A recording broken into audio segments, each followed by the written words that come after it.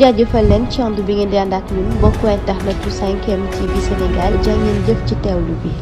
mbokk internet yu 5M TV Sénégal dal leen jàmm ci seen chaîne bi de état wu Sénégal mi nga xam ni kon ñu ngi rek ci kaw Ousmane Sonko mile mu mel ni dinañu mën a xam nag ñoom ñaar kan rek moom mooy daal di am ndam fukki fan ak juróom-ñaar ci weeru novembre bile. ginnaaw rek décision maanaam dogal bi nga xam ni juge bi di Sabassy Faye daal dina koy wane jëm ci cour suprême ni Ousmane Sonko mile kon mën na bokk ci élection présidentielle yi waaye ñu gis ni kon état bi moom dafa taxaw temb rek xañ ko lu nu mel tey jilee bu ñu xoolee ci cour suprême ak itamit nag lu njëkk ci wàllu mbir moomee ak itamit soppite bi nga xam ne am na ci mbir mi rawatina audience bi nga xam ni kon fësaloon nañ ko jëm rek ci kile di Cor Sène Idrissa Sow Jean Aloyse Ndiaye ginnaaw googu itam état moom daal di rek falaat ñeneen mu mel ni kile nag di président Ali Sareba moom itam rek jege na loolu njiitu réew mi Macky Sall tax na kon ñu ni ña ngay liggéey la nga xam ni bokk na ci kon Ousmane Sonko mile daal duñ ko boole ci mbir mi te dogal ba nga xam ni juge bi di Sabassy Faye kon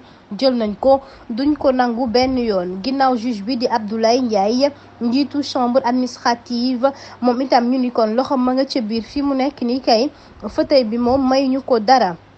ndax ginnaaw moom sax dafa war a dem nag retraite waaye mu mel ni kon fi mu nekk nii rek ñoo ko fa bàyyi nag di xaarandi leneen ndax DGE moom bañ na joxe fiche de parrainage Ousmane Sonko yi ñu gis leneen itam rek nii kon ñoo ngi koy doxal ca biir ndax gis nañu préfecture yeeg maire yi tamit am na ay soppite rek yu am ca biir loolee tax na nag ñu war koo mën a wax ca noonu itam ñu jàpp ni kon mbir mi daal moom sagara ngay xeeñ te ca suuf nag la nekkee dindi wuñ ko benn yoon fi mu nekk nii koy mën na lakkaale lépp nag ba tax na kon Ousmane Sonko mile du ci am dara ndax nag état fi mu nekk nii moom ma ngay rek daal di jël bal bi da koy joué nag ca suuf kenn xamu ko kenn yëgu ko waaye jàpp na ni itam fi mu nekk nii teg na pression bu nekk nag ngir mën a rek baare yoon bi ki la di Ousmane Sonko.